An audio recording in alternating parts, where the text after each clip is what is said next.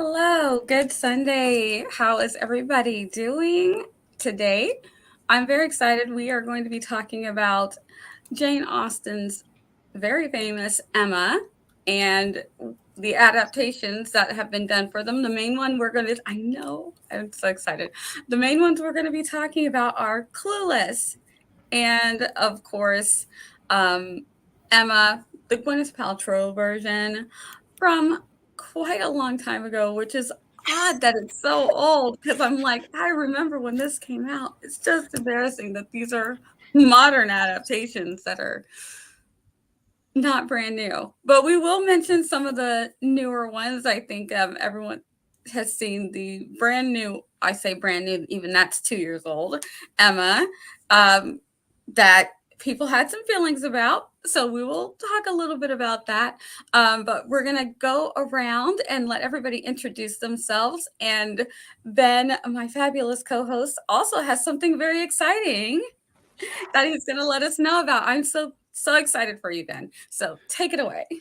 Thank you. Thank you so much, Nia. I am Ben Pick, running to write. Every Monday night, 7 p.m. Eastern time, I come out with videos about the writing process through writing metaphors. And next Saturday at noon Eastern time, well, next Saturday, my book will be launched. But next Saturday at noon Eastern time, I'll be having a book launch party. So it's incredible. Barrett Laurie is doing a wonderful job to help me out with that. And I hope to see you all there because I am really excited and terrified and just feeling incredible for what August 6th will be.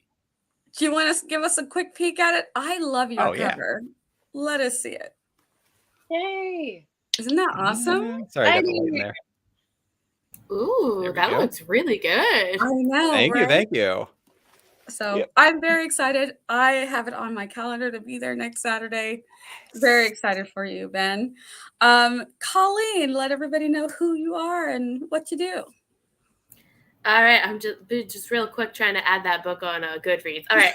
Hi, I'm Colleen, and I am a fellow Jane Austen lover and author tuber. I have my own channel called Sassy Blonde Writer, and I also have a podcast called Austen and the A Train, and we recently wrapped up recording our Emma season. So when I heard about this, I was like, oh my god, I have so many hot takes, so many thoughts. So I was so excited. So I was also on the Sanditon. I always want to say it wrong. The Sanditon episode, which was so much fun. So I'm really excited to be here. Awesome. And Margaret. Hi, everybody. You may have seen me before this month on Nia's channel. We've been doing lots of collabs, especially on Wednesdays. I am a historical fiction author. Margaret Pinard is my name. It's not on the screen, so I'll just say it so anyone can hear. Historical fiction, especially 19th century British, a little later than Jane Austen, but I do have some cosplay to bring to the table, so that is what I brought today. I'm also an eclectic reader, which has earned me, I should say, I gave it to myself, the hashtag Queen of Books You've Never Read. And I've got a Patreon where I send bookish mail, I run a book club, and I am a starter of readathons. And I am not an actor who knows her lines, so I just had to read that off of a card. I'm very happy to be here and very excited about the adaptation talk as well. I'm a big Jane Austen fan. I should say Persuasion is more my favorite, so maybe we can do a poll. But yes, very excited. Reread Emma first time since high school this month, and it took me the whole month. So, all right. Margaret, we'll have to get together and do just a talk on Persuasion because I have thoughts. But yeah, we'll put that on our list. We've done 2 Jane Austen in a row, so I feel like now scripting the book is going to put it kind of on the back so we can read some other things. But who knows? By the time we get to Jane Austen July next year, we might be ready to do some more Jane Austen or scripting book. Awesome. So you're on my channel. I'm Nia, the Vixen of Fiction here on YouTube. I host this with fabulous co-hosts. Ben is one of them. I also have Natalie Locke, who's not here, and she loves Clueless. So I hope we do her justice. And I host Author Tubers React, and I am doing a writer's wrap up with Sarah Cahill and with Chandra Author. And I write at 7 p.m. on Tuesday nights if you want to come hang out and just do some reading, writing, general productivity sprints. And of course, this past month, I've done a lot with Margaret. We've had a great time talking about Jane Austen. So let's dive right into it, because I try to keep these at like an hour and 20 minutes. This one might be a little tough because we're doing 2 adaptations, but we'll see what we can do because we might have some thoughts on this. We're going to start with anybody who actually, so I think we've all read Emma. Who did a reread? I did a reread. And who's going by, I remembered it, I'm good. All right, so we are going to start with admitting our dislike, neutral, like, and love. So any dislikes on Emma as written by Jane Austen? I love Emma, so it's okay. We're gonna fight, all right? That's fair. That's fair. That's fair. Ben, you are not the only one. I have been talking with people over the past month, so you're not the only one. Don't feel alone. Any neutrals on Emma? All right, and any likes? I'm going to put myself in the neutral to like. Emma's not my favorite. I do have my favorites from Jane Austen, but I'm a neutral to like, pretty much. And like, love. I love Emma. I have such a weird relationship with the book because my first time ever really hearing about it was like in college, where in my friend's defense, I was trying to like match make my friends. And she was like, "You're just like Emma. Oh my God." And then so I wasn't sure if that was supposed to be an insult or a compliment, so that I had to read the book. And then I was like, "Oh, Emma's so great. I don't see what the problem is." And I think it's because I was like, the first time I read it, I was like superimposing myself onto her, and I was like, "No, why wouldn't you like Emma? Emma's great." Yes. Okay. So let's go ahead and go around and general thoughts. What did you think of the book? We'll go ahead and let you start, Ben, and then Margaret and I will go, and then we'll end it on the super high note. So this is going to sound really bad considering what you just said, Colleen, but Jane Austen intentionally made Emma to be unlikable. Like, she made her, like, she's gone on record as saying that. And so I just had a really hard time relating to her, and there were a lot of events within the story that we sort of saw secondhand. So there was something interesting that was going on, but then we had the characters sort of just discussing instead of actually experiencing it. And that was very difficult to get through. Like Margaret said, it took me the full month to read through this. It was just slow going because there's a lot of very, very long dialogues where they're discussing events outside of what's actually happening. That's a fair criticism, Yes. I'd say. That is fair. I find that was also the fact with, if you read some of her other ones, Mansfield Park, all of the really juicy stuff, she reads about it in a letter. Yeah. And it's like, show us that, Jane. Show us. Jane's like, no. Yeah, I feel like Jane was like, "I'm not describing that. You're going to hear about it somewhere else." Yeah, exactly. So that is definitely a fair criticism. So my thoughts are, I enjoyed it. Emma, yeah, she was a very busybody, and you're seeing that she's so entitled. So as when I'm reading it, I'm just feeling these entitled vibes, and she is so clueless at the same time, so it's fitting that she doesn't understand that she knows that she doesn't have to marry. She's very much understands that she's in a position where she doesn't have to marry, but she meddles in other people's lives. She might have done a good job with her governess. That was a good match, but she elevated her governess. And even then, her dad was like, but she was living in this great house with us. Why would she ever want to leave? They were really quite clueless in some of their thinkings, because they're so high and so privileged that the minutia of how people beneath them actually live and what their needs are, doesn't always register with them. And the fact that Emma actually thought that she could just say, because Harriet doesn't know who her parents are, that you can just say, well, let's just pretend that they're wealthy people and you're a secret heiress. No, if she was a secret heiress, she would know it. Yeah. No. You really could have ruined her life. Like, what guy is going to marry someone where they don't know her family connections? That is such a long shot that she really could have messed up her friend's life. So yeah. But I mean, I mostly enjoyed it because I like the way that Jane Austen tells stories. It's very chatty, long-winded, and I know that normally wouldn't jive with me. I think if another author did it, I'd be like, you're talking too much. Stop. Tell me the story. But the way that Jane Austen does it, it's delightful. It feels like you're literally having tea and people are just chatting around you. That's how I read her stories. So I'm always entertained by the banter. And even like there are parts of it where her father is saying the same thing like over and over. And it's just like you're repeating yourself. But I'm imagining as I'm reading how how he's saying it, which makes it kind of humorous and literally that feeling like I'm just sitting having tea or drinking, having a drink and they're just chatting around me and I'm getting this gossip kind of.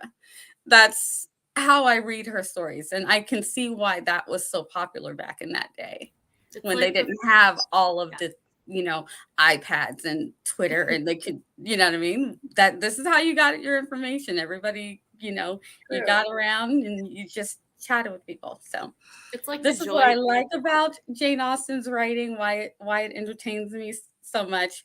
But yeah, there were things about Emma that I'm like, oh, you guys are, Jane's not painting you favorably, but you are the stars of this book. So one of the other things that comes up about Emma, besides being the one where she designed a heroine that no one would like but herself, is that it's her most masterfully plotted novel.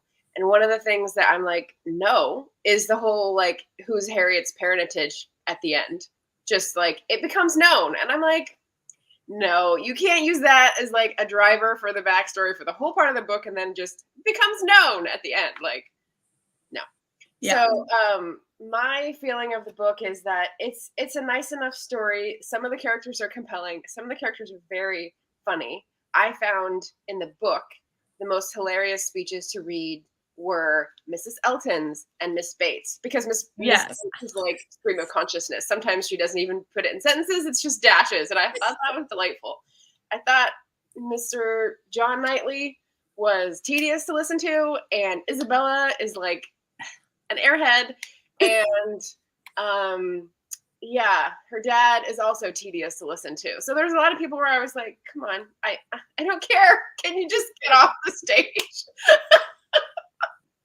So yeah, I had an up and down experience where some of it was funny, but all together I was like, this could have been much condensed or compressed and more enjoyable for me. Yes. Okay, so I see your criticisms. But so one of the things that I think is so interesting about Emma is the fact that, yes, Jane Austen like said while she was writing the book, she was like, I'm gonna write this book and nobody's gonna like Emma other than me. But like the criticism about the novel like back in the day like was all positive. Everybody loved Emma, and I think like you were saying with the whole privilege. So on my podcast, Austen and the A Train, we talk about like the privilege check, where like we literally talk about like, okay, like did somebody point out like, for example, like in Pride and Prejudice when Elizabeth, turns down her first marriage author, she's like, oh, I don't like him. And then Charlotte's just like, no, you're just privileged and you can say no to this guy. And so what I like about Emma is the fact that, yes, she starts out like really privileged and really clueless, but it's a story about her, like, the whole story is a privilege check, right? Because, like, you have Mr. Knightley, he's like, no, Emma, that's not how the world works. You can't just make someone get married. Yeah, I agree. Somebody just said in the chat, I don't see Emma as unlikable, only very flawed. That's how I see her. Like, but at the same time, I totally see why if you met this person in real life, you'd really hate them. Because you'd be like, please leave me alone. And so I think that's why I like Emma. But like also I think like some of Emma's flaws are some of my flaws. So I think I just see myself in her. And so like it's like when you root for like the anti-hero just to do better because you're like, I find you a little relatable. Come on, Emma. Yeah. So I feel like Emma in the book is someone who I would enjoy spending an afternoon with. Like, she wouldn't have anything to do with me, but her manners are so nice. Her graces are so flaunted. Like, and over again in the book, you get the reminder that it's about forbearance. And of course, there are some obvious problem areas where she does not forbear to meddle, as Nia was saying. But like, that is sort of the proof of her high class upbringing, is that she knows how to flatter people. She knows how to make them comfortable, especially her father. And even when she's in tight, tough situations, she like grins and bears it, but in the most elegant way so that people can't tell that her insides are tormented. And so, I mean, I feel like she'd make me feel at home and she'd make me feel whatever. Good. It's just that, yeah, I guess I just don't sympathize with her dilemma as much as some of the other heroines. So actually, and side note, I read a series of Jane Austen mysteries by Stephanie Barron. I just finished reading The Waterloo Map, which is the one that takes place while she is publishing Emma. She's like reading the proofs in London and solving a mystery, of course. But she's talking about the bad press about Mansfield Park and how everyone hated Fanny. So she needed to do something completely different, which was like make her completely selfish. And I was like, oh, this is so cool. It's like the behind the scenes of 15. Like, that's really cool. Great. I recommend that series if that wasn't clear. Okay, awesome. I'll definitely check it out. Yeah. Okay, so do we have any other thoughts on she made it? That bloop is Natalie. I'm so glad you were able to make it.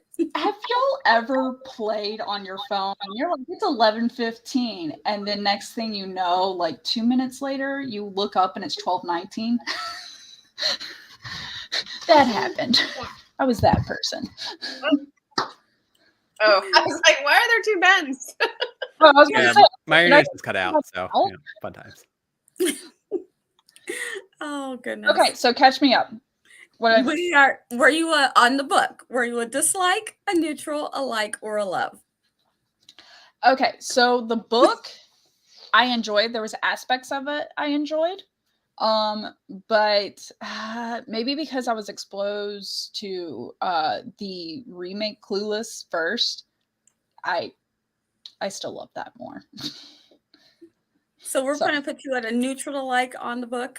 Yeah, neutral. I mean, it was at least a different version than I expected. It wasn't like a complete retelling where you're like, oh my God, this is just like updated of exactly verbatim from the book. No, there was like kind of a different plot and things you saw. So it was still interesting, but it was kind of like a neutral to like, definitely not a love. Not a love. So reading the book, did you do a reread of the book, or was it? That was my first time. Oh, that was your first time reading Yes. it? Nice. Over with Ben. Yeah, first read. All right. That was my first time. And by reading, I totally did the audiobook, but that actually worked out well for the entire month. Like every now and then while I'm taking my shower, I'm like, let's listen. This is double time, but make use of your time in multiple aspects. Wow. And then in the car, like I'm traveling to work or I'm dropping my kid off somewhere and I'm like, we're listening to my book. Sorry. And at least with Emma, I knew it was okay to play in front of my kids. Yeah. Yeah. Yeah, that's fairly safe. Okay. So that's where we were at. So we were just talking about the things that, what we thought about it, whether we liked it or disliked it. We were just talking about what we thought. So anybody else have any thoughts on Emma, the book, before we move on to the 1996 movie? Emma in the book, sorry, chiming in. We'll get to, Oh no, it's okay. we'll get to everybody, don't worry. Emma in the book, she she was very like nice to everybody usually, like and the only times you saw her be a little superficial was with Martin. Robert Martin. No, I agree. Yeah. I think we had the same audio because I also read the book on audiobook, and then I found out one of my friends had like a different edition. So it's really interesting because you have like these 3 versions of Emma, and you kind of see them in the different interpretations, where you have like Mean Girl Emma, where she like thinks she knows best and she's kind of bossing everybody around it. And then you have like, no, Emma's like popular because she's just nice to everybody, which I think is the version that I got in my audiobook. Yes. And then you have the kind of in between, which I think is like the Gwyneth Paltrow version, where it's just like, yeah, she's mostly nice, but she gets a little uppity. So I'm curious. And I think that was the Gwyneth Paltrow version was a little uppity, and so was Cher Horowitz. Yeah, I agree. So yeah, in the book, I feel so bad for Robert Martin, and it's just like he's doing everything right, and she's just like, no, don't. Her influence is so blatant, and I really felt bad for his character because he's like perfect. Yeah. For we don't get to see him much on the page. Yeah. I mean, no, we don't. I feel like, however, like even though he did everything right, and like the when I first read the book, I wasn't married, and now like the second time I read the book, I am married. And so like the advice that Emma gives to Harriet about like where she's like, I'm not gonna tell you not to say no, but I feel like a lot of that advice, even though it's like sad because like, oh, but Martin's doing everything right, it's like, no, this is like solid advice, because like she's basically like, don't marry the first guy who tells you you're pretty. I mean, and so I don't know, like I have mixed feelings about that, because it's like on one hand she's making good points, but on the other hand, but like Martin's so nice. He is right. She didn't take the time to get to know him as a person. She was just like, oh yeah, totally. Yeah.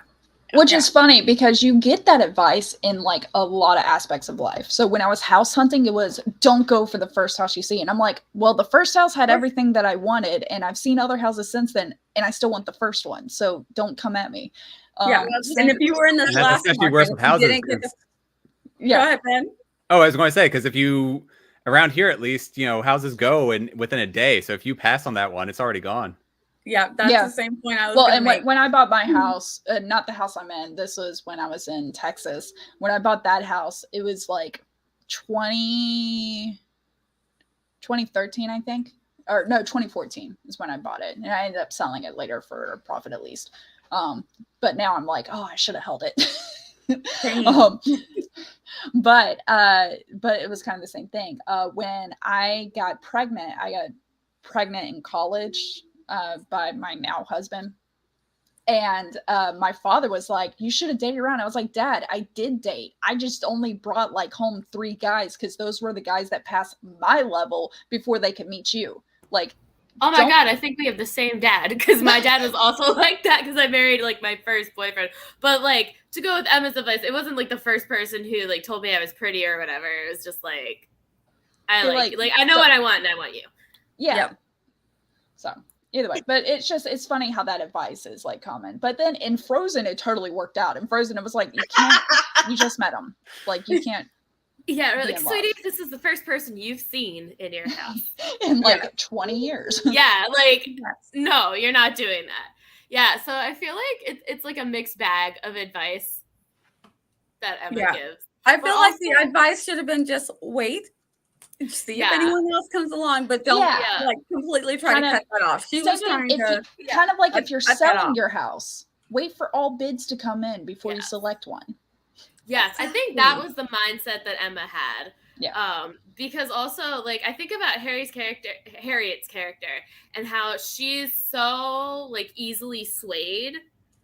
And so I think that like overall her relationship with Emma was a good thing, because it's like, and I think another reason why I like Emma is because like I've seen that like in my own friendships, where like I have this friend where like we first met, she was kind of a people pleaser, and now she's like, no, I'm going to stand up for myself.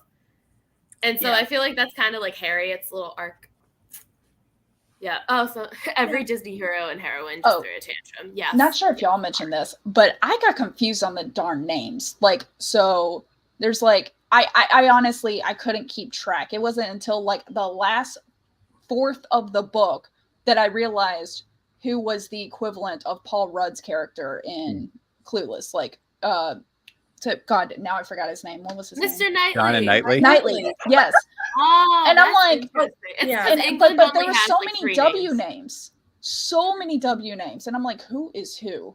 And they're all variations on each other because England only has like 3 names. I don't understand it. Yeah. And there are a lot of parents and kids too. Yes. And the kids never have names.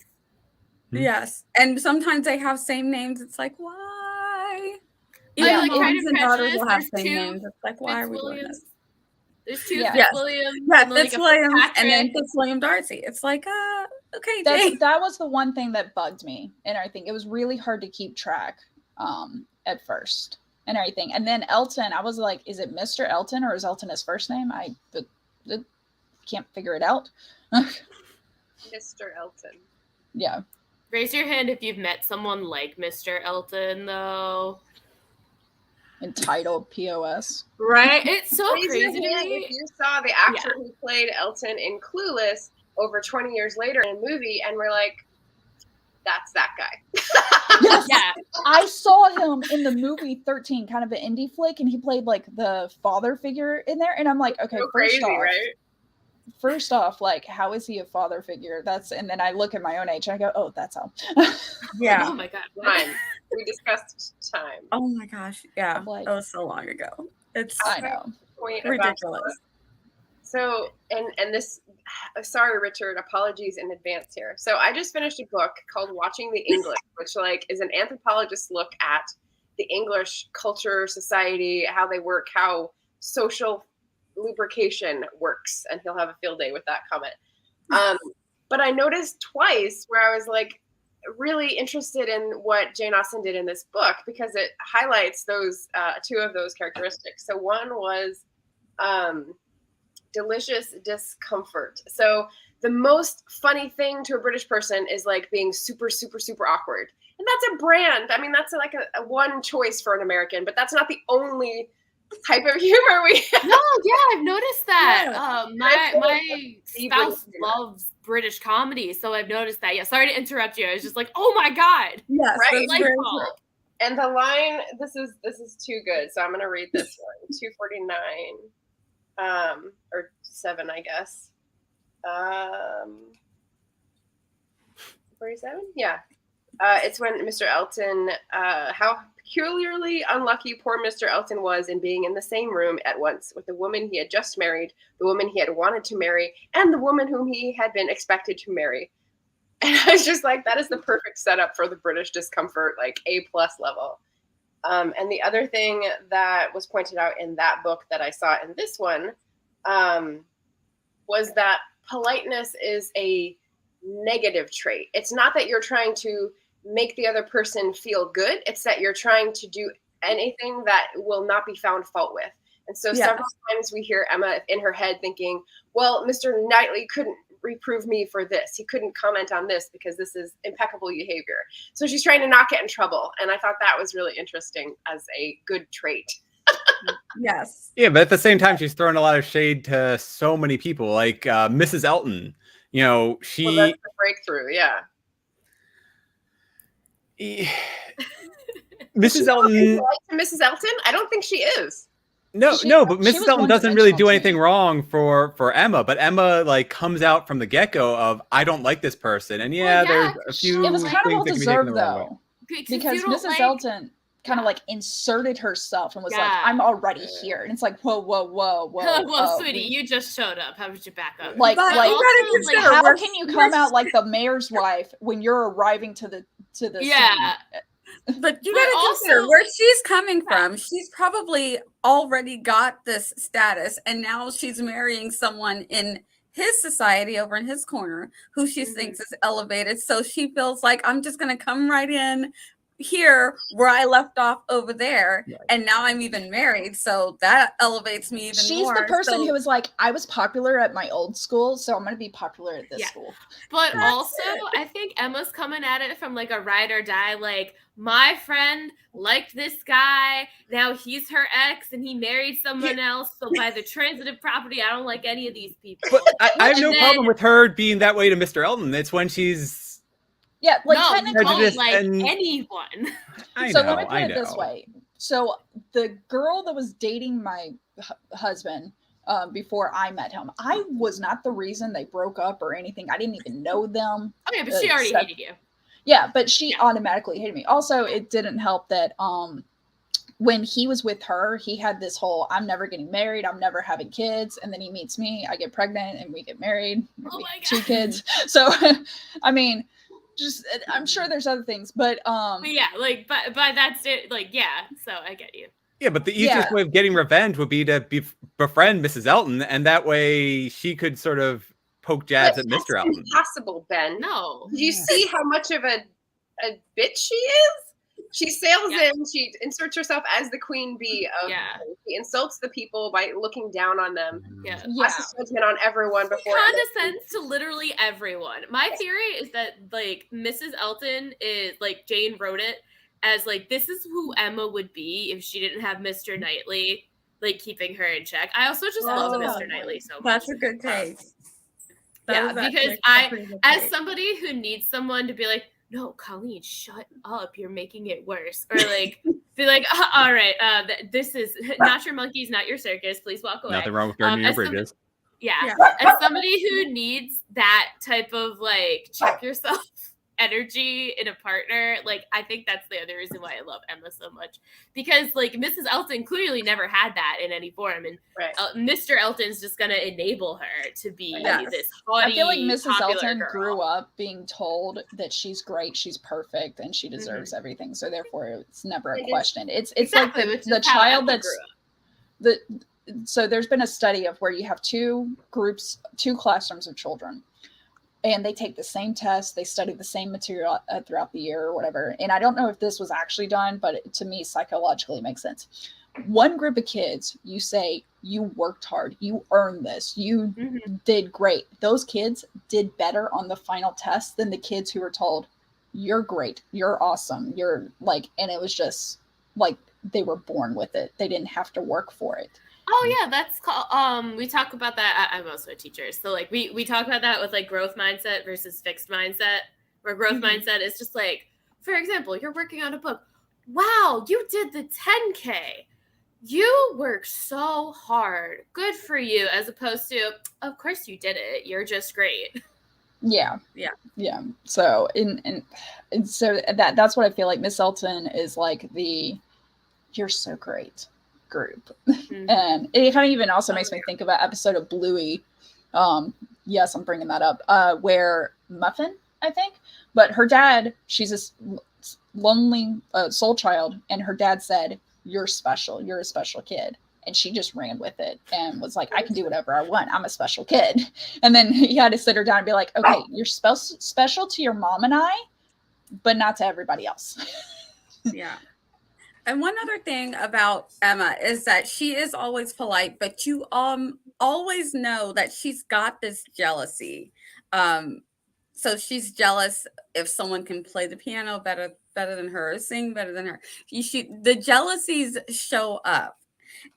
So you know that she's being as polite as she wants to be, but has thoughts. She has thoughts of how these people are beneath her, or how she's jealous of someone who might do something better than her. And I think with the audiobooks too, you might, depending on who's reading them, they might read it differently. It might come across as, she does play nice, and sometimes it's like, oh, well, she's doing this better than I am. And because she does it with other characters that are supposed to be her friends, then when oh no, I'm trying to keep him from barking. When someone new comes in and wants to insert herself as the queen bee, it really shows. Here. There you go. Yeah. But I mean, also, like, inserting yourself as the queen bee, and then it's like, you're not even nice to these people. Not at all. Right. Don't even go here. I'm getting Mean Girls vibes. Regina George. Queen bee position comes with responsibility. That's the whole, like, foundational noblesse oblige of the British aristocracy. So Emma has it, Mrs. E does not. Yes. It's kind of voted on. It's not really a born into thing. And it's we talk about it I forget the verbiage. Never mind. Okay. We're in implied authority versus express authority. Express authority is like a cop actually having a badge. Implied authority is the oldest person in the room. Everyone looks through and is like, what are we going to do? And sometimes that's me. I'm like, wait, I'm the most adult here? Is there someone more adult than me? Yeah. All right. Let's do the Gwyneth Paltrow version of Emma. Do we have any? It's 1996. I cannot believe how old it is. It's so sad. I couldn't believe how many like names are in there. I'm like, I know. Hugh McGregor. Yeah. I know. Yes. Oh, I love this one. I love all the ones except for the 2020, but we'll get there. Yeah. Yeah. All right. I did a quick glimpse of 2020. We'll go backwards. We'll go from love to dislike. Anybody love this one? The Gwyneth Paltrow 1996 version. Any loves? No. Any likes? I liked it. I liked it. Yeah. Wait. Are we gonna go over when was it? The 2009 BBC miniseries. Roma I did not talk about it. Okay, because I loved that one. So I watched that one, and then I watched the Gwyneth Paltrow one, and so that's why. So that's why the other way around. Yeah. Yeah. So I really liked the 2009 version because it talked about her childhood. Because I also, like Emma, had somebody who I grew up with, and it was really awkward because we were both originally friends, and then her mom kept comparing us to each other. But it was like, yeah. And so like I related to Emma being like, please stop comparing me to this other girl. Like, please. Oh my God, please stop. And then everybody just being like, oh, you're basically the same. So why don't you two should be best friends? That's like, but she doesn't like, but so like anytime. Yeah. So I have a soft spot for like any version of Emma that focuses on the Jane Fairfax Emma like dispute because I'm like, oh my God, this is my childhood. Yes, you should be friends, but yeah. It might have been an edifying connection if she'd let it gone with it instead of like resentful. But but I mean, it's also like it's hard because like they're also very different people. Like as similar as they are and what they like they're also just different people. Like I don't know about you guys, but like I've definitely had like parents be like, oh, you're the same age and you both like, what is it, music? Cool. You both like books? Cool. You should be best friends. And then you're just like, you're an extrovert and they're an introvert, or like vice versa. And you're like, oh, we're not clicking, guys. Please stop forcing this friendship. It's even worse with the dating pool and parents. Oof. Yeah. Oh, you're the same age. You have tons of things in common. All right. Who's on the 1996 version? Who is a neutral? And so I'm a like. Ben, you're a neutral. And who hated the 1996 version? No hates. All right. Well, that's good. Everybody's in the like to neutral range on the Gwyneth Paltrow. First, I liked it. It's the first one that I saw, I believe. So boom, right out the bat. I like the I'm especially a fan of Toni Collette, so it was I'd seen her in Muriel's wedding, so I was like, oh, that's her. So that kind of like swayed me a little bit. So I was very entertained to watch it, and so I enjoyed it. And Gwyneth Paltrow did a good job. I liked Mr. Knightley, so it was a solid like for me. So any thoughts on how they brought Jane Austen's book to life in this one? I agree. I really liked it. I liked the introduction of like Frank Churchill because I feel like that he just seemed a lot more charming in this version than he did in the other versions. And then Emma like actually talks to Miss Bates about it, and everything. So I really liked this one. But it's really hard to watch Gwyneth Paltrow in movies after everything with Goop, and so like in my brain, like this isn't the version of Emma with Gwyneth Paltrow. I'm like, this is Emma pre-Goop. Yeah. This made my version of Emma a lot snootier. Is the nice way I can think of. And Harriet just seemed dumber too, because there was the riddle scene with the courtship thing, and that was rough to watch. That was rough to see.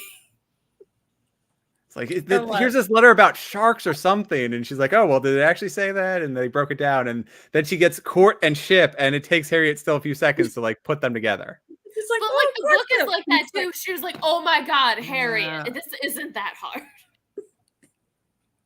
It just felt worse in the movie. I'll say that. Well, you can actually see it. In the movie. I guess like the real question is, do you like cringy moments like that? Because I don't mind watching that, but if you're not a fan, you're like, oh my god, end this. Yeah, I felt like it worked. I was just like, oh my gosh, I think we all know people like this, where we're just like, it's right in front of you, just pulling teeth to get them to say it. Tedious. That's just one more thing of like. For some it might be comedy, but for other readers who are looking for different kind of pacing, it's just like aggravating instead. Mm-hmm. Yeah. Yep.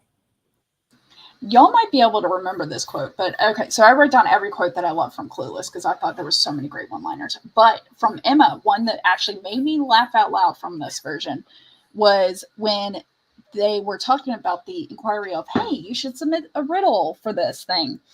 And I know that. I know what you're talking about. Yeah, and I think it was targeted at Mr. Knightley, where Mr. Knightley was like, well, you didn't ask me for a riddle. It's like, because your existence is a riddle or something like that. And I was like, your entire personality is a riddle. I thought you overqualified. I wrote that down because I was like, ooh, this is a good zinger here. I thought it was so great.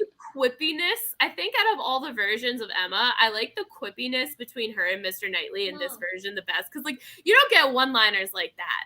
But what I also like is Miss Bates actually looks like, I wrote in all caps in my notes, oh wow, Miss Bates actually looks like a woman who is outliving her means, because I think in the 2020 version, I'm like, this looks like still like a palace. Like what I thought a whole plot point was she had to downsize. Right. So that made me very upset, probably unproportionately.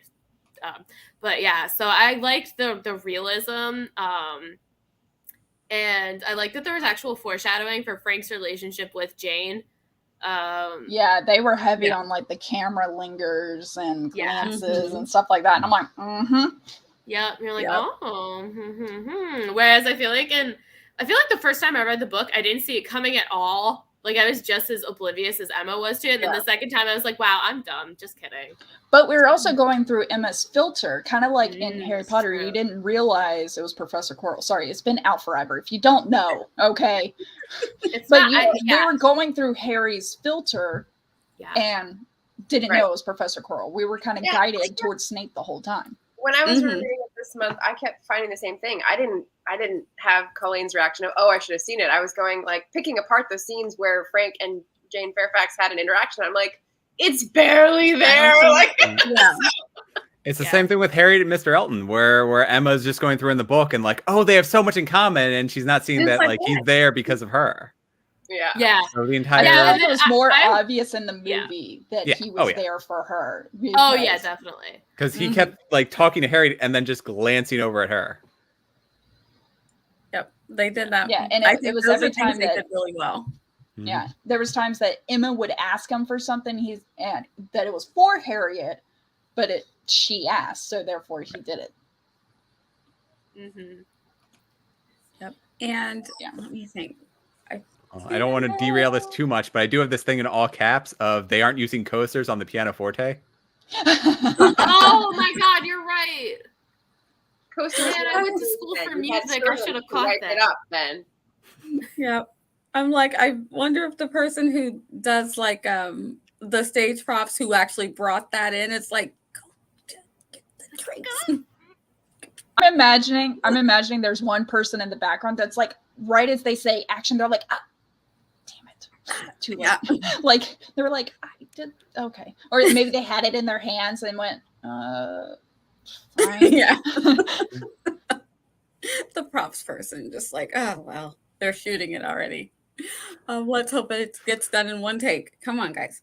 Yeah, I think that the quippiness, like the whole scene with Miss Bates, when they were having the picnic, that hit. I was like, whoa, something, the delivery, the reactions, I really like that. I was like, because also I felt like finally Emma's gonna get put in her place. Sorry, Emma lovers, but I was like, she needed that. And because I feel like she's thinking these thoughts the whole time. Like, oh, let's avoid Mrs. Bates. Let's avoid Mrs. Bates. Oh, we'll be talking for hours if we run into Mrs. Bates. And this is the first time what she's thinking on the inside spews out of her mouth for everyone to see. But I love that plot point every time I see it, because it's such an important like moment, because Frank would have been a terrible match. Like, even if he had taken their whole courtship seriously, Frank would have been such a terrible match because he brings out the worst in her. Like, right. Like, you know, some thought, like, we all think like intrusive thoughts are a thing. We're not always nice people, like thinking nice things, but like some thoughts can stay inside your head, Emma. But like she's just like she's so mean because it makes him laugh, and like that, like I love and hate that, because I hate, like, as much as I love Emma, I'm like, no, don't do it, but I'm also like, no, she needs to like realize she went too far. She crossed the line. And I will say, the Mr. Knightley like getting onto her, like the "I'm disappointed in you" conversation, hit so much harder in the movie than it did in the book for me. Like, I was like because he I think they could have toned it down because it was still almost yelling. I feel like it should have been more "you're better than this" conversation, but at the same time, it still hit hard enough.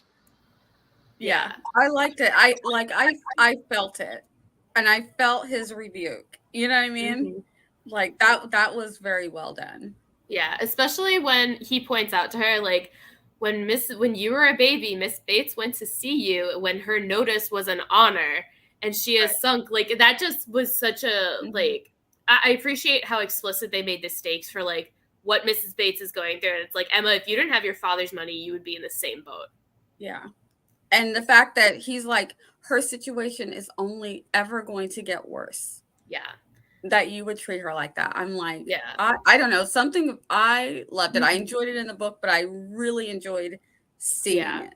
Yeah, I think I like teared up at that conversation, because like you could tell it wasn't coming from oh my God, let me scold her, let me berate her. Because like I feel in the 2020 version, that's how it came out. But yeah, I like this version because it wasn't a no, Emma, like, that was so crappy to do. Like, why would you do that? And it like, he tries to appeal to like the human in her as opposed to just like the child who's getting scolded.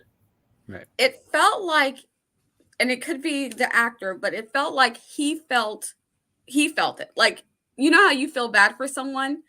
It felt like he not only felt disappointment in Emma, but he really felt bad for Mrs. Bates. Like, and he felt it could have been him being treated that way by her, like as if she might as well have said it to him.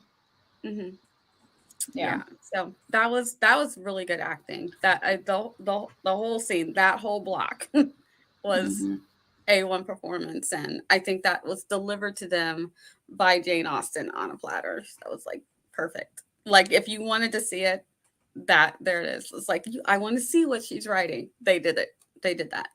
So I enjoyed that. I really appreciated that scene in particular. I'm curious if Jane Austen would have felt the strength in the movies, like if she would have enjoyed the interpretation and such. Yeah, I feel like we'll never know. Yeah, I feel like part of it is you can tell when you see a really good adaptation, you can tell that there is like this genuine love for the source material. And so like every single part of it, like sorry, I keep like trash talking the 2020 version. We haven't talked about it yet. But like when I was watching the 2020 version, I was like, they just made this to like make a Jane it was like a satire. Movie. Yeah, almost. like that. Like I don't like any of these characters. Like it's pretty, like aesthetically pleasing, but like there's no like love for the source material where like they're just like, all right, here you go, like I'm setting you free. But I feel like every part of this movie and like even Clueless, which is kind of funny because Clueless was supposed to be satire, but like you feel like that care and that love for the source material and the characters. It's kind of like with the new version of Dune, where like you can tell the person who directed and like wrote the screenplay and everything, you can tell those people love this source material. And like they will treat it with care. They will not make fun same of with it. like the Mandalorian series and everything. They love Star Wars. Like exactly. All right, so if we don't have any other thoughts on this Emma, we can do a general thoughts on some of the other Emmas and what we thought, which ones we liked and didn't like, if we saw any others. Any other final thoughts on 1996 version? Are we good? All right. So other versions, ones that you liked. I'm going to start with, I liked the version with, what is her name? Romany? I thought that was... Yeah, I've only ever read the name, so I don't know. But I liked all of I pretty much liked all of both of the older versions of Emma. The newer version of Emma, I thought it was very pretty. Like it was just like pretty, like shiny new, like everything was popping. So that kind of like how Bridgerton's clothes and stuff were bright. That's kind of the... Can we thank him for Bill Nye as Mr. Woodhouse? Yes, that was. I did enjoy that casting. That was pretty great, and the hairstyle. But to me, like the acting was a little over talk. I didn't watch the whole thing, but I did like go to quick scenes and stuff like that and watch a little bit just to get a vibe. And I'm assuming it was Mr. Elton, but he was doing some type of presentation. Oh, doing the presentation of like taking the tarp off and then opening the doors to the picture that was done. And it was just so over the top that I was like, dude, bring it down. Like, it was too much, and it made me not like him. He like gave creepy vibes, not entitled vibes. Yeah. He is a creep. Yeah, he's the wait, who's more of a Wickham, like a bad guy? Is it him or Frank Churchill? That's the real question. I think Frank Churchill was just trying to have fun more than anything else. Frank Churchill reminds me of Logan from Gilmore Girls. I don't know if there are any Gilmore Girls people. Yes. Here. Okay, yeah. Like where like there's a literal moment where even Emma's like, dude, check your freaking privilege to him. I forget when it was. I forget which adaptation it was, but like he's like, ugh, I'm so shackled by society. And she's like, you just have your sick mother to take care of, and you also have both your parents. Like, you have two people to take care of you and your dad. Like, are you serious? Like, when Emma's telling you to calm down and check your privilege, that's when you know you messed up. Yeah, you got a problem. Yeah. In all of them, I think that which one? Yeah. I'm trying to think who was my favorite Frank Churchill. I think they all did a pretty good job of playing this privileged guy who is, I feel in my heart, was not doing a good job to the woman that he claimed to love, because there was a lot of flirting going on with Emma right in front of her face. Oh my God. Can you imagine? Like, oh my God. And then it's like, no wonder Emma didn't see it, because he was flirting with her all the time. Mm-hmm. So to Colleen's question about like who is more like Wickham, I think, and Nia and I talked about this on one of our Wednesdays, like I sometimes put Willoughby in a place of like, he could have been a better person, he could have been improved if things had turned out differently. He's not all bad, whatever, but like he had to make a hard choice and he made the wrong one. I feel like Frank Churchill is sort of in that gray space of like, yeah, he messed up, but he started out with good principles, as someone else did, and got corrected, and like, deserves a happy ever after, according to Jane Austen. So I think that's in the middle. Elton, I think, is just like Colin. Yeah. Another preacher we can laugh at. I think the 2009, like, there's also that one scene where, like, Emma and Jane like make up. I almost forgot her name for a second. Like, they make up and they become friends, and then Emma's just like, so you're going to be good to our girl, right? You're not gonna be flirting around or anything. Yeah. And so I really liked that moment. That was the moment I always wanted in the book. Okay. I can see it. So are you guys ready for Clueless? Yeah. I'm ready. I got like 5 pages of notes. All right. Any dislikes on Clueless? No? Any neutrals on Clueless? Likes on Clueless? And loves on Clueless. I'm between like and love. Mostly nostalgic reasons. But I'm somewhere between a like and a love on Clueless. Because I remember when it first came out and it was just like, this is the coolest. And then I find out, I don't know, sometime later that it was based on Emma, and I was like, I totally see it. So yeah, there was that like time period, and I think it was like either the early 90s or the late 90s, because it was like Romeo and you're Juliet right. retelling Romeo and Juliet. 10 Things I Hate About You is a retelling of The Taming of the Shrew, and like that was just super common. Yeah. Yep. Like modernizing the classics, which is funny because with Romeo and Juliet, they had the same words. It was just the world was modern. And I'm sorry, I don't care how many times you refer to your gun as a sword. It's no. Yeah, and we had Bridget Jones's Diary in that same time frame, and everybody loved that. So yeah. All right, let's go around and we can. Do you want to start, Natalie, with telling us what you thought about Clueless? I know that this one is one that you love. Yes. All right. If y'all saw me with Princess Bride, it was crazy. So what I like about Clueless is, so we actually get Dion. We didn't really get a friend that was already a part of it before, but then Dion becomes this like side character where she's even giving Cher credit for the makeover, and I'm like, you were there, Dion. Like, you get credit for the makeover too. Like, yeah, it's your Dion deal also. Like Isabella, like her sister, where she just kind of does her own thing, I guess. Yeah, maybe Mrs. Weston. Yeah, and, I see them as both. I see Dion and Murray together are Mr. and Mrs. Weston after they get married, because we also have the Miss Taylor and Mr. Weston, the when they get married with the teachers, the whole setup. So I think that they kind of like branched out those, but Murray and Cher, Dion. Yeah, sorry, Murray and Dion, they are the Westons as the functioning couple. They're the functioning high school couple. Because there was a time where she caught him shaving his head, and she's like, really? That's it. I'm going to call your mother. I'm going to call your wait, no. Oh my God, I love that movie. Like, even some of the cringier moments, like when they're like, when you ask a woman, like, is it at that time of the month to a woman when she has an opinion, even the cringier moments, I'm like, it's like, some of these things don't age well, but it was the entire 90s, guys. It was the 90s. Yeah, the entire quote about Christian when Cher realizes he's gay, and Marie has that entire quote. I'm like, that didn't age well.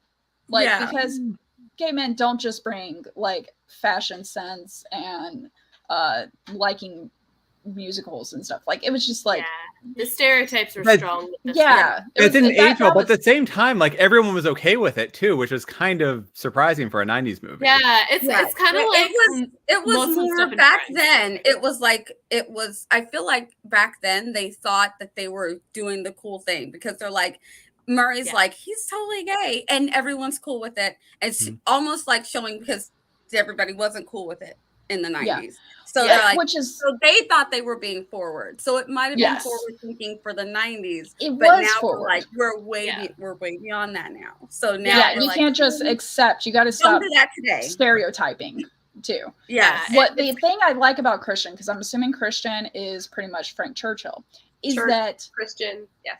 Yeah, that's the way I took it, is that after Cher realized like he's gay or whatever, she's like, we still stayed friends. He's my best shopping buddy and everything. Like I like that staying, like, not this like, how dare you, oh my god situation.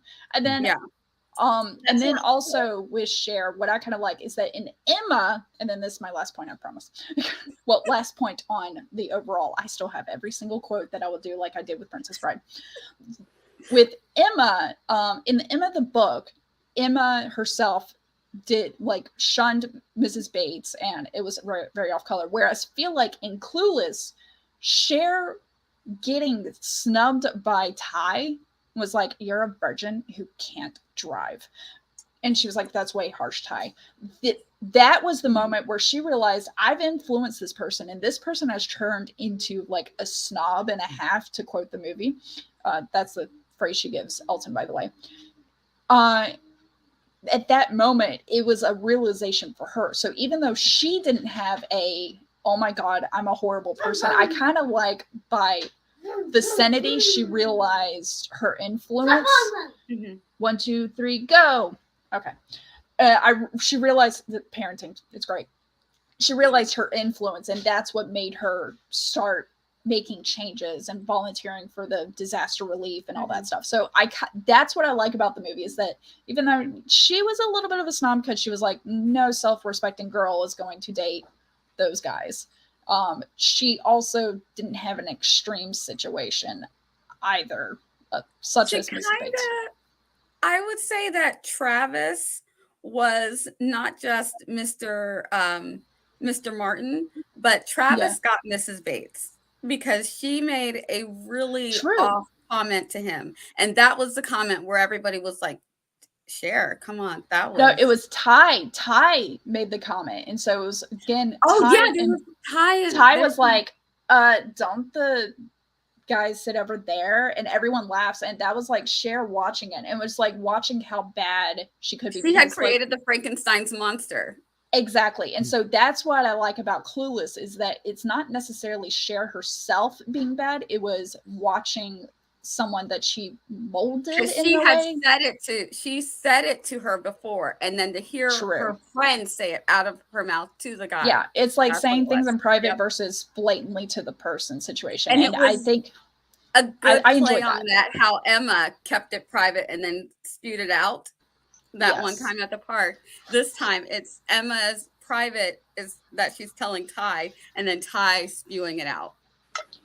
So maybe, I guess, Miss Bates would be Travis, as well as Mr. Barton would be Travis, which I kind of like that dynamic, is that it kind of made the characters more multidimensional, whereas in Emma, some of them were kind of one-dimensional. In that aspect. So, but yeah, that I enjoyed that, and then the subplot of she can't drive, which which kind of annoyed me too a little bit, because I was like, are we going after women, or is it just privileged that we're saying that's? And they never resolved that plot either. She never got her license. Nope. No. But it's okay. Her boyfriend can drive. We know, because he picks her up out in the valley. That felt less comfortable for me. That's why I'm a like, because one of the initial impressions for me in high school was like, but they grew up like brother and sister. That's weird. We don't know how long they were married. Their parents were married. I get the feeling that the parents were just kind of like going through being married for a couple years, then on to the next kind of thing. Yeah, but I will say with Clueless, he was because she made a comment about freshman psych, so I'm assuming he's like 19. She's 16, because she's like, oh, as if I'm 16 when there was the marriage scene at the end.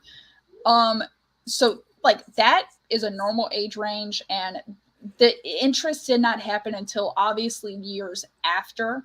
I assume years after the relationship. Even though he still had a room at the house, she was like, you can sleep here in your old room. But I know it's a different time, but at Emma, that was like 16 years old when you were born. I'm like, I don't know.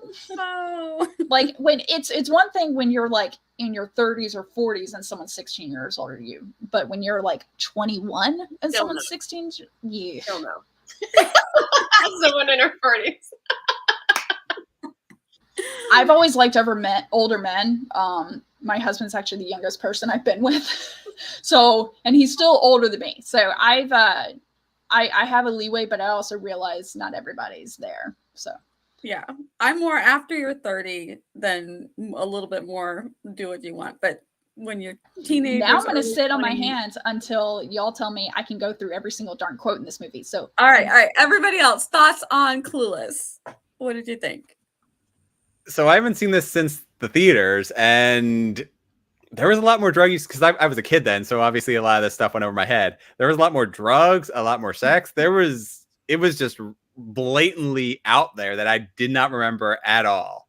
So that was very odd for me. I took to reconcile, and then let me see my notes here. Oh, I also liked how. So I didn't like in the book where Emma takes credit for bringing the couple together, and then she goes on to take Harry under her wing and all that other stuff. But here in Clueless, how it actually shows that she was the key contributor to the two teachers getting together. And then she kept pushing them, even like it wasn't just the initial spark of, sure, she can take credit for introducing her governess to whomever. But in the movie, not only did she introduce them together, but then she went out of her way to make sure that they stayed together, that they saw something in the other person. Yeah, she was doing it for selfish reasons, but it made her a lot more active, and I could clearly see that, yes, she is responsible for changing those people's lives, and it seems like there's a net good, even if she did it for selfish reasons, whereas in the book, it felt like she might have been taking credit for something that she didn't really do. Where she just thought she got them together in the book. But exactly. Really, it would have happened anyway. And her dad like that too. You where like, yeah, maybe you got them introduced together, but you don't really know how much of an impact you had. And she proceeds to just say, whatever. I know how much I did to get those two married. I'm going to keep doing it. But here, there is a clear line of every single action she made that got the two teachers together. So I liked Cher as Emma versus book Emma a lot more. See, I feel like Emma or Cher, as opposed to Emma, Cher is more like, I guess, like explicitly selfish. Like, I think one of the reasons why it's great to reread and like reinterpret Jane Austen is because there's so many different like interpretations. Like even just with audiobooks, where you have Mean Girl Emma and like just like Airhead Emma, and then like some in between version. And so I think that's. Like, when I read Emma, I don't think of her as, like, oh, I'm just going to manipulate people because I'm bored. But, like, someone else could. And so I feel like the reason why I like Clueless is because it takes the position of, like, oh, Emma's just kind of bored. So she's just gonna mess around and find out. Actually, it was selfish. She put the teachers together to get her grades exactly. But then, like, Cher, and Cher is, like, I'm gonna like argue my way into getting better grades that I don't deserve, but I will say they did nail Mr. Horowitz enforces that. He's like, I couldn't be prouder if they were based on real grades. But I will say, like, one of my parents is a lawyer, and like that they may not have nailed like being a lawyer, but they definitely nailed like the energy of like, tell me your problem and we'll find a way to argue it.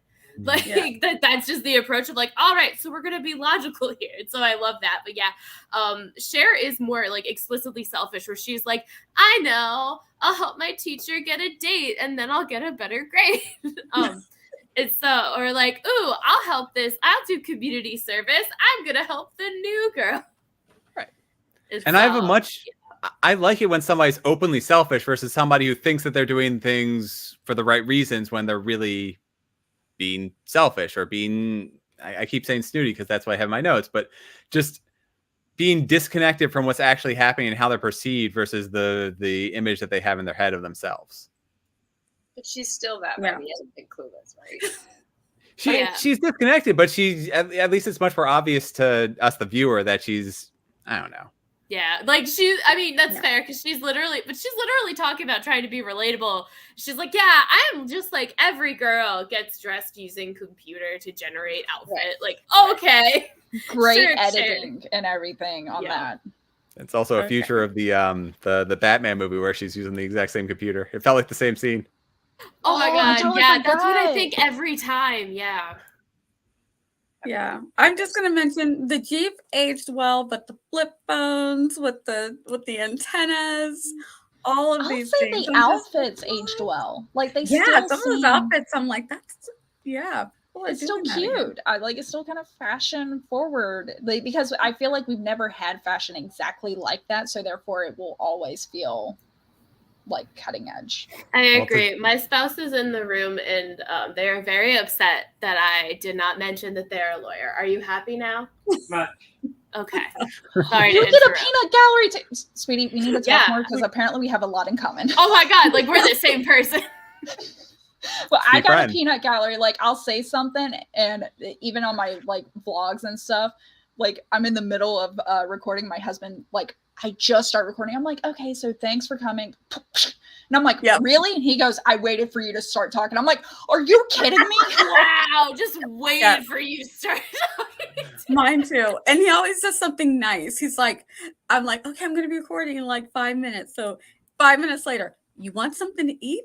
I brought you a drink. I'm like, Aw. so I can't be mad at you, but you know. Okay, you're you just me. one-upped because mine is like literally like does something just to be mean, and but playfully. I don't take it harshly and Yeah. stuff, and it's funny. Or if I've done live streams, and there was one time where I had all these dad jokes, and he goes, "Stop," and I'm like, "Hey, they're funny. Everyone on here is laughing," and he goes, "I'm not." It's like, or he'll go, "Boo." In the background. Oh It's my fun. goodness. Okay, so back to it. Yes, your husband's a lawyer. Your spouse is a lawyer. I mean, Yeah. So he's included in this. Good. Yes, they are. Other yeah, thoughts so, on apparently Clueless? accurate. Yes. Other thoughts on Clueless, the movie. Yeah, some things aged quite cringingly that I'm sure, like Ben was talking about the drug use. I remember because I'm a little bit older than Ben, but I remember being like shocked. I was like, oh, they're talking about doing pot. I remember one thing to get thinking that. baked at a party. It's another Party. one to be to light up a doobie at a party. That was the funny verbiage Yeah. and stuff. I was like, it's been a while since we said doobie. One thing to light up a doobie at a party is another thing to be baked all day. All the time. You see the difference? Yeah, I just remember being like, One of the things that stuck with me growing up with this is Cher's preconception that having something baking in the house was something a girl did. Yes. Like, that's been in my mind rent-free for decades. What? Oh yeah, she's like, it I'm is gonna something act real estate agents like do. a girl. I don't know. Yeah. Well, let me say this.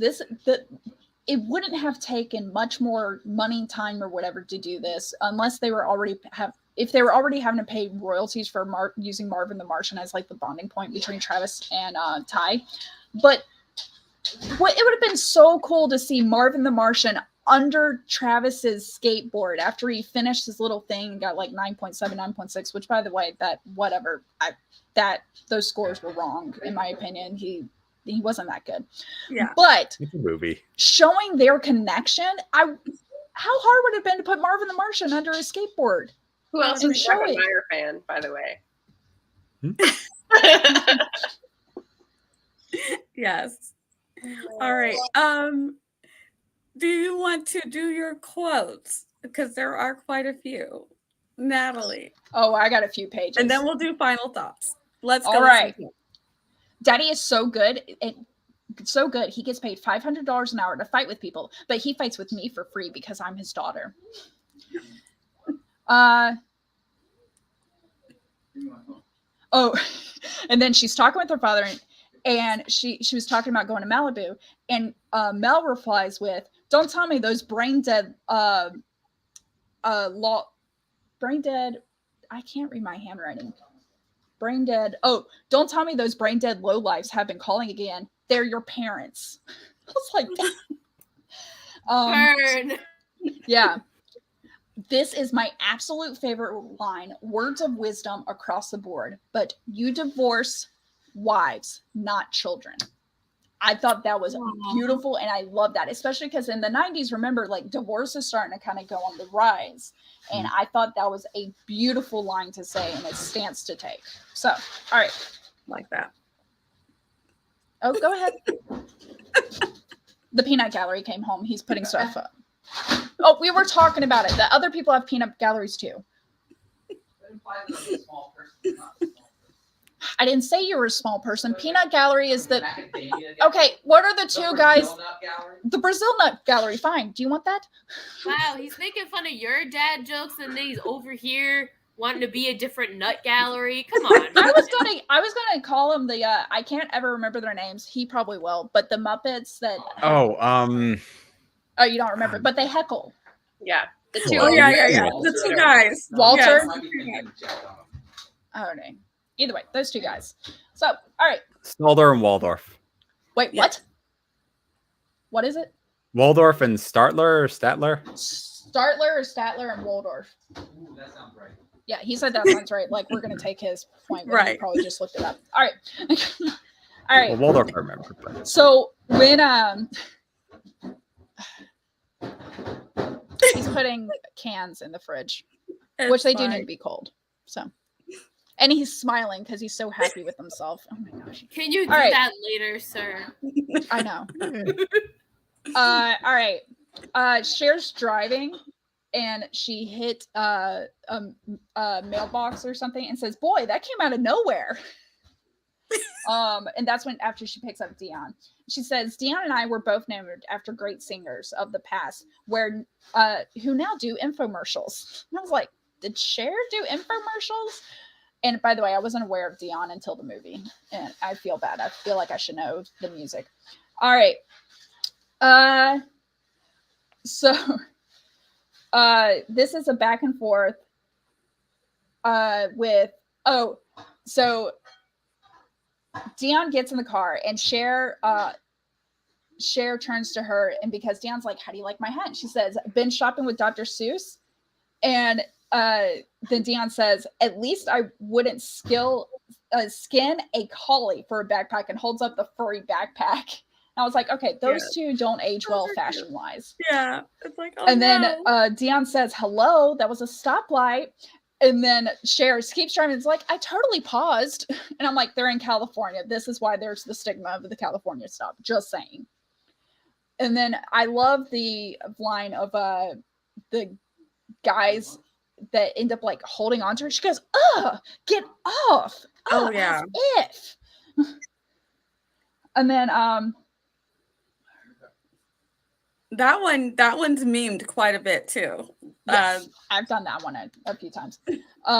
So Josh comes over and Cher's already sitting on the couch and he steals the remote and she goes, "Hey, you just got here and you're already playing Couch Commando." So I've got a new name for when I'm hanging out on the couch. So remember when they were trying to get Miss Geis and they write the little love letter to Miss Geis and everything, and Dion goes, "Oh, that's so sweet. Did you come up with that?" And she goes, "As if it's like a famous quote. From where? Cliff Notes." It's like, yes, that got me through high school too. Yes, Spencer, what do you need? So he's not on her way home. She'll come home after lunch. And then she'll play with you. He wants his older sister. Aw. Soon. Spencer's so yeah, cute. I know. Sometimes. Oh, we finally don't have the fireman outfit today because he got a little bit of pizza rolls on it yesterday and he wasn't happy about that. So he said he doesn't like it now. And I'm like, well, that's a lie. Okay, buddy, please. Yes, go play and she'll be home shortly. Okay. Oh boy. Okay. This I thought was a great line. When Josh is in the car with a Cher and he goes, "Hey, James Bond, in America, we drive on the right side of the road." I was like, solid. And then he asked her, "Hey, do you want to practice parking?" And she says, "What's the point? Everywhere you go has valet." And I was like, you know what? She has a point in privilege that was a great showing versus telling situation. Just saying. Then her line was, "As soon as I get my license, I fully intend to break for animals." And I'm like, was she not breaking for animals before? Like, did we know the full impact of that statement? All right. Would you call me selfish? No, not to your face. which goes back to everything. That line lives rent-free in my mind. Yes. No, not to your face. Okay. Oh, and this one, when Amber says, Miss Stoger, my plastic surgeon doesn't want my balls flying at doesn't want me to play any activities where balls fly in my face. Well, there goes your social life. Which I'm glad they gave that to Dion, because Cher doesn't need all the one-liners. Like, they at least made Dion a little more diverse. Mm-hmm. Oh, and then this line from Murray. Excuse me, Miss Dion. Thank you. Street slang is an increasingly valid form and expression. Most of the feminine pronouns do have mocking, but not necessarily misogynistic undertones. By the way, he started that conversation going, hey, woman, lend me $5. She never gave him the $5. He just, after that line, he walked away. And I'm like, what about the $5? What was he so desperate for? Yeah. So, and then Ty goes, wow, you guys talk like grown-ups. No, honey. All right. This line, because I feel this embodies every single high school student. Well, my birthday's in April. So as someone older, can I please give you some advice? Ty said her birthday was in May, and Cher's like, well, I'm older. What? Yep, by me. Mm-hmm. Yes, sweetie. No, he has not had lunch. I've tried to ask him multiple times. Okay. Ty going, shit, you guys, I've never had straight friends before, which I was in line when we were talking about this movie being forward thinking, showing acceptance. So I thought for the 90s, yes. For the 90s. Yeah. Don't do this today, folks. Oh, when they were working out and Ty goes, Cher, I don't want to do this anymore. In my buns, they don't feel nothing like steel. And I was like, that is a throwback. That is a throwback. Everybody who, like, in the 90s, we know those videos. And actually, sometimes they would come on at 5 a.m. if you woke up early enough and you didn't have to get the VHS. Which, by the way, do we know what VHS stands for? Video home system or something? Or I never learned. Right. That's my pure guess. So either way, sorry, that's my mind. I relate to Cher a little bit. Okay. I learned this morning from watching Lena Norm's video about the two Emmas, the 2020 and the 1996, is that the 2020 is the first adaptation to have been screenwritten and directed by a woman. So it's very interesting that, like, wow. And why did she have to do that? Oh, I wish I liked it better then. Right? I know. No, I remember finding that out, and I'm like, then why? Why were certain choices made? I just found out today, and I also found out that the screenwriter, I never hear the screenwriters for movies. Anything, yeah. Unless it's Shonda Rhimes. Right. It was Eleanor Patton who wrote The Luminaries and won an award with it. And I'm like, I've read that book, and she's amazing. So that when she wants to be, and clearly she didn't want to be. I have thoughts. It looks shiny and pretty and new. Yes. It looks great. So Cher's talking to Josh, and he's like going, yo, you got a mini you and everything. She goes, well, I want to do something for the good of humanity. How about sterilization? I was like, burn. Do you prefer, so they go to the party in the valley, which is funny because originally Cher was like, no one goes to the valley. And then they're like, oh, wait, Elle's going to be there. We're going to go to the valley now for the party. They go there. Ty points out that Amber is wearing the same red maroon dress with like a ribbon underneath the bust that Cher was wearing like just a few scenes earlier, maybe a day earlier or something like that. And Cher goes, hey, Ambular. And I'm like, yeah, we always would butcher people's names like on purpose. And she said, do you prefer fashion victim or ensemble challenged? I was like, this is where Cher gets petty and we see the little bit of a dark side, but it's only towards Amber and Travis a little bit, really not towards anyone else. Okay.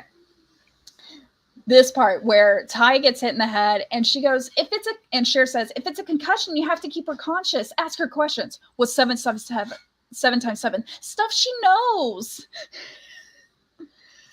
Which, by the way, every time someone does like a math problem like that, I'm like, shit, what is the problem? What's the solution? That's actually a TikTok sound now. Yes. Funny. Do you know what time it is? A watch really doesn't go with this outfit, Daddy, when her father calls and is saying, get your butt home. And she goes, he says, you better be home in 20 minutes. And she goes, well, Dad, it's not going to be feasible. And he goes, what? Everywhere in LA takes 20 minutes. And then at one point she goes, I'm at a party with my friends. And he goes, where, in Kuwait? Is that in the valley? And I was like, dang. Which, by the way, at the beginning of the movie where she's talking about the Haitians, she mispronounces it and says Haitians. And that was actually the actress mispronouncing it because she's never seen the word before, and they kept it in the movie. Oh, wow, that worked. Okay. Because I was like, how do you not know? And so to know she really didn't know from seeing really it. Didn't know how to say it. But, I mean, honestly, let's go over, like, how many words we've seen written but never heard. I've butchered that for years. Yeah. So when Elton says, do you know who my father is? She calls him, you're a snob and a half. And then when she's held at gunpoint, she goes, no, you don't understand. This is an Alaya. And he's like, a what-a? It's like a really expensive designer. I don't care. Get down on the floor. Count to 100. And then when he goes, count to 100, thank you, and then runs away. And I'm glad that she stood up and didn't actually count to 100. Yeah. Like, I actually, the way they were painting this character, I thought she would have. My favorite burn was Josh is with the girl. He's picking her up, Cher up in the valley, and he's with the girl that he's been dating. And they're talking all, like, talking about politics and stuff. And she's like, it's what Hamlet said, to thy own self be true. And Cher's going, Hamlet didn't say that, but that Polonius guy did. She goes, I think I remember Hamlet, totally judging Cher. And Cher's like, well, I think I remember Mel Gibson accurately. And it was that Polonius guy. And I was like, solid. Movies for the win. You don't have to read. Oh, I love this line because they talk about how Cher doesn't like high school guys, which I kind of related to. It wasn't I didn't like high school guys. I just didn't like dating people in the same school as me, or maybe they didn't like to date me because they saw me go through a goth stage. But either way, it worked out. I'll say it was self-choice. But they said Cher is saving herself for Luke Perry, and I was like, yeah, I remember thinking I would get with like Johnny Depp or like any of the actors that I had crushes on growing up. Yeah. So, but Cher's response is, well, you see how picky I am about my shoes, and they just go on my feet. And I'm like, good for you, girl. Like, but Cher has that mindset of, I'm not going to go for the guy that immediately says I'm pretty. Like, just not. Yep. So this entire monologue where it's showing the guys, which I completely agree with, and this is where we're seeing the guys like slow walk with baggy pants, hats backwards and stuff. And she goes, yeah, I don't want to be a traitor to my generation and all, but I don't get how guys dress today. It's like, it looks like they fell out of bed, put on some baggy pants, take their greasy hair, and cover it up with a backwards cap. And we're like expected to swoon? I don't think so.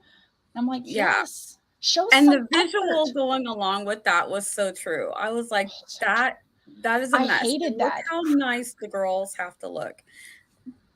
I hated that. It was annoying. But then there was like Elton, Murray, and then the other group where they were dressed up. But I mean, honestly, no one really dressed like that in high school. It wasn't like that was the thing about the 90s and even 2000s, that the cliques, no one dressed like that. There wasn't, most people were throwing on jeans and a t-shirt and brush their hair. Maybe a few girls would do to the nines every single day, but it was still like a nice dress up jeans and t-shirt situation. Not. And I will say that's not the same as in Regency Britain, because the guys did dress up. The dandies were something to see, and I missed that. Very true. Very much so. Okay. Searching for a boy in high school is useless as searching for meaning in a Pauly Shore movie. And now I feel like I gotta rewatch. Yeah, I feel like I gotta rewatch Son-in-Law. I gotta rewatch Biodome. Jury. The one where he's a juror. I forget that whole thing. And it's got the chick from Wayne's World in it. Yeah.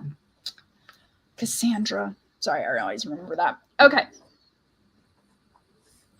So when Cher is arguing about whether to have violence in television and stuff, at that point, Amber everyone's like, Travis like 2 thumbs up. Like, he's still supportive of Cher, despite Cher's thoughts about him and stuff. Elton always has to go to the bathroom or something.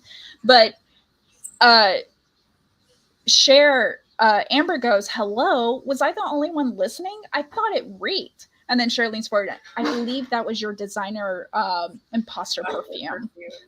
She was always burning Amber. Like, I wish they could have explained, like, had a backstory. Like, maybe Amber spent the night and Cher's favorite earrings disappeared or something. And like something. Give me something. I'm just saying. Maybe they just woke up one day and just hated each other. Yeah, some type of explanation. Yeah. Just like, I don't know.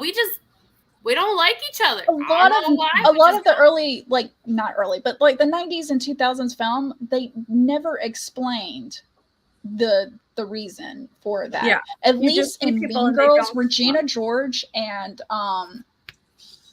God, what's her name? The girl who was in goth stuff. Like she was Janice. The first best friend. Janice. Yeah. They explained why they hated each other. Yeah. And everything. And that was between them. And I was like, thank you. Finally. Okay. So this was great. When Christian comes and picks up Cher, and Mel is, of course, always in the dining room and stuff. And he looks at Christian and goes, you drink? No, thanks. I'm cool. I'm not offering. I'm asking if you drink. You think I give alcohol to teenage drivers taking my daughter out? Hey, man. The protective vibe. I dig. What's with you, kid? You think the death of Sammy Davis left a opening in the Rat Pack? And I was like, yes, finally. Yeah, oh my God. I was like, yes, Dad. I think the first time I saw it, I was like, wow, this dad's so mean. And now that I'm like an adult, I'm like, nah, take this kid down. He's cool. Get him. Yeah. I totally understand. And then he goes, hey, you, anything happens to my daughter, I got a 45 and a shovel. I doubt anybody would miss you. Let me just say this. As much as I love Mel Horowitz and everything, and I'm glad we've gotten away from this, but as an adult, you cannot threaten a child, a minor. Technically, you can't threaten anyone, but you definitely shouldn't threaten death on a child. Just throwing that out there. It's like the absurdity of like Riverdale, where it's like, oh my God, the dad really hates Archie. And it's like, he is arguing with a child. He's using all of his vast adult resources to go after a teenage kid. Yeah, like, and then like, calm down, sir. Good job, you beat a kid. Like, what is going to be said? It just bugs me. But either way, I do understand. Adaptation, that's really weird. That's kind of like the persuasion. They just completely threw out Mr. Woodhouse's character of being not a mitochondria. What's the word for someone hypochondriac? Yeah, mitochondria is the powerhouse of the cell. Yeah, and made it so many years like an LA character. So that was just sort of thrown by the wayside. So yeah, but yeah, that was it's been a pet peeve of mine, and my husband actually opened my eyes to it because him being a guy, he's dealt with that, and he's like, it's not okay. You're threatening a child and everything, like. The whole I don't mind going back to jail comment and everything. I hope we don't normalize that more. Okay. Yeah. Oh, and then when Cher gets more, but then we got to wrap it up because of the time. Oh no. I know. But yeah, you're describing my childhood right there of having to see gun collections and all kinds of other stuff. Yeah, my dad had a gun collection. Cher gets in the car and says, "You like Billie Holiday? I love him." Right. Like no. Yeah. Billie Holiday was. Like she was so smart on some things and then literally clueless on. So I could run through the last of these if I don't give backstory and I just say them. You okay? Yeah, one more, but I know Margaret's got to go soon. So. Oh, sorry. Okay. Oh, this I think is the best one because it shows Cher's thing. Cher. So Lucy. Yeah. Lucy's from El Salvador, so it's an entirely different country. What does that matter? You get upset if someone thinks you're south of Sunset. Yeah, that is a good one to end on because that's one that I wanted to bring up in our final thoughts of Clueless because that shows you how insensitive. That's more of the Emma coming out in Cher, where she's so insensitive to anyone who's beneath her, like it wasn't even important that she know where Lucy comes from, that it's not the same place, and that's very insulting. So Absolutely. yeah. Okay. Anybody else have any final thoughts on Clueless or your favorite or least favorite changes? I got to mute because my peanut gallery. I mean, I kind of already said it, but I'll say it again. I really liked how the movie Clueless showed Cher / Emma making other people's lives better. And yeah, she was doing it for the wrong reason, but it actually showed how much she contributed to positive change in other people's lives. Whereas in Emma, it felt to me like it was her projecting onto other people of, hey, I'm a good person. Watch me do this, that, and the other thing. And I didn't really feel like that was portrayed in her actions. So I really liked Clueless above all the others. See, I feel the reverse of that, but I mean, that's the fun part of these sorts of things is we can have different opinions and like still be friends and stuff. So yeah, I really love Clueless because I think it takes a character like Emma and like really puts it in like a new situation and proves like things have changed, but like also a lot of things haven't changed. I like the varieties in all the adaptations and the book, but like the moment, like the key moment in the book and the adaptations, and the one that sticks with me from Clueless is the shopping bags in front of the fountain. I love him moment where she's like finally after all these mistakes realizing her own heart. And there were several times before where she's like, I gotta get down to the brass tacks and know my own heart, and she thinks she does, but this is the moment where she finally does. And that's a fine like watershed moment for the novel. It's just not the trope I love most, so that's why it's not my favorite Austen. So have at it, everybody else. My final thoughts will be a final quote that I love, and I'm not going to say anything. We know I love it. You can't park, you can't switch lanes, you can't make right-hand turns, you damage property, and you almost killed someone. Offhand, I'd say you failed. Is there somebody else I can talk to? A supervisor, maybe? You can't be the absolute and final word in driver's license. Girlie, as far as you're concerned, I'm the messiah of the DMV. Now get out of the car. Love it. Yeah. And I enjoyed most all of the Emmas. Emma's not my favorite, but I did enjoy them. And Clueless is like a classic. It's one of those movies from my very, very late teen, young adulthood that just stands out as one that was just this cult classic that for me, a part of my youth that I'm like, if you say Clueless, all of these quotes and all of these things immediately come to mind along with happy thoughts. So yeah, and I got hooked on Jane Austen, and every time an adaptation comes out, I'm like, I must watch it. Even if I'm gonna hate it, I must watch it. It's usually adaptations at all. They do really well. Like if you want book sales, do an adaptation if that's your goal. Yeah, especially the more Jane Austen, the better. Yeah, absolutely. What are your thoughts? Totally agree. I mean, I saw it a little bit in passing, and I thought it was good. That's not true. I was watching the movie, and you were like, "Oh, whatever," and then you sat down on the couch with me. Okay, now we're shy. All right, I see how it is. But yeah, I agree. Like, Jane Austen. Like, I'm a sucker for any Jane Austen rewrite or retelling. Me too. And I'll pick it apart. I'll be like, I love this. Well, why did they do that? I will totally do that. But I'll watch it. I'll watch it every time. I'm so glad we did this, Nia. Thank you. And You're I'm excited for the welcome. next one. Yes, me too. Okay, so we're going to take September off, and then we're going to come back, and we'll probably be doing one a month after this for the book club, unless there's something special that somebody really wants to do. Wait, are we taking off August too? Because you said September. Oh, we're taking off August. I'm going to be gone. The wedding is at the end of August, and that's usually when we do our book club. So if that works for everybody, but we will chat about that backstage.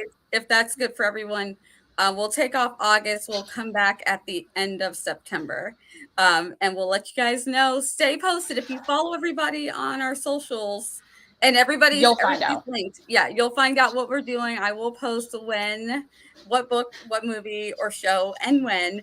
I can tell you, I'm pretty sure that in October we're going to do Coraline. Pretty sure. So stay tuned for what we're going to do in September. I'm going to let everybody do their outros, starting with Ben. We'll start with you again. We'll go opposite around because I'm super excited for Ben and I just don't want anybody to miss it. Awesome. Thank you so much. Yeah, like I said, Writing to Write every Monday night, 7 p.m. Eastern time. But next Saturday, noon, I'll be doing a book launch party. So please, please, please come check it out. It's going to be over at Barrett Laurie's channel. So it's a little bit different, but it's going to be incredible. There'll be games, prizes, all types of fun. And we'll be giving away books. We'll be talking all things following through. So I hope to see you there. Awesome. And Natalie didn't get to do one earlier, but it's fine. Let everybody know. Links are down below. The big thing going on right now is I've been doing this Flash Fiction series, and today is my last day. I'll be live on Twitch tonight at 7 p.m. of drafting Flash a day for Camp July, Camp Flash, as I've been calling it. Because when you say Flash Camp, it has a different connotation, so gotta fix that. But for Camp Flash, that's what I've been doing. Summer Flash Fiction February, and then I'm gonna take like a week to breathe. But and I still gotta edit week 4's video and post that, and then do a summary video for July. So yeah, that's what's upcoming and closing. And that peanut gallery needs me. Yeah. Margaret. I am Margaret Pinard, historical fiction author with 5 books out for you to purchase, and you can go to my website, margaretpinard.com, or you can find them on Amazon or IndieBound, because I love to support indie bookstores if you can. I don't have immediate plans beyond going camping and escaping from the heat in Portland when I get there, so I will be out for a week or so, and then be back with regular BookTube and AuthorTube content on my channel, Margaret Pinard. Awesome. All right, I'm Colleen. So links are all down below. I'm mostly in the drafting phase. Right now I'm querying a children's book, like a picture book, which is really interesting. It's funny how it's so different from querying like a novel. So if you want updates about that, please subscribe to my channel, because it's a wild ride, man. But other than that, just trying to take it easy and escape the heat waves as well. Totally get that. And you're here on my channel. I'm Nia, the Vixen of Fiction. I do live streams on Tuesday nights at 7 p.m. And I host this, Scripting the Book, and AuthorTubers React. September, I'm only doing the Tuesday live streams, but everything is coming back in August. Oh my goodness, now I'm doing it. In August, the only thing I'm doing are my 7 p.m. live streams, but everything will be back in September. Going to take a little bit of a break for a wedding and for a family reunion. It's going to be great. We'll allow it. Yes. And then I will be back with all of the things. Thank you guys for coming. I'm so happy to talk about, I'm always happy to talk about Jane Austen and, you know, any adaptation that's about her. I will talk about with you all day long. And it was so fun to do Clueless because, yeah, it was just fun. Thank you so much for coming. And I'm going to find my things so that we can say goodbye. Thank you for coming. Bye.